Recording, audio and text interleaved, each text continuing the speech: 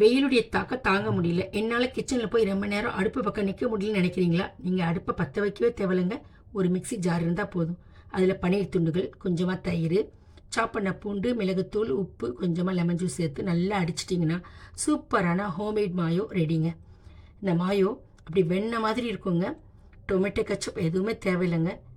வெள்ளரிக்காயை வட்டமாக கட் பண்ணி டிஷ்யூ பேப்பரை வச்சு டிப் பண்ணி எடுத்துட்டிங்கன்னா அதில் இருக்க எக்ஸஸான வாட்டர்லாம் வந்துடும். பிரெட் துண்டுகளுடைய ஓரங்களை கட் பண்ணி நம்ம ரெடி பண்ணி வச்சுருக்க ஹோம்மேட் மாயோ அப்ளை பண்ணி அது மேலே வெள்ளரி துண்டுகளை வச்சிட்டிங்கன்னா சூப்பரான 10 நிமிஷம் ஃபயர்லெஸ் சம்மர் சாண்ட்விச் ரெடிங்க. இந்த சாண்ட்விச் சாப்பிட்டிங்கன்னா அப்படி ஜூஸியாக டேஸ்ட்டாக இருக்குங்க. குழந்தைங்கலேருந்து பெரியவங்க வர விரும்பி சாப்பிடுவாங்க. முக்கியமாக கேஸ் சிலிண்டரை நம்ம சேவ் பண்ணலாம். பிரேக்ஃபாஸ்ட், டின்னர், ஈவினிங் ஸ்நாக்ஸ் கூட யூஸ் பண்ணிக்கலாங்க. இந்த சம்மருக்கு ஒரு முறை இந்த சாண்ட்விட்சை நீங்கள் ட்ரை பண்ணி பார்த்துட்டு உங்கள் ஃபீட்பேக்கை மறக்காமல் தெரிவிங்க.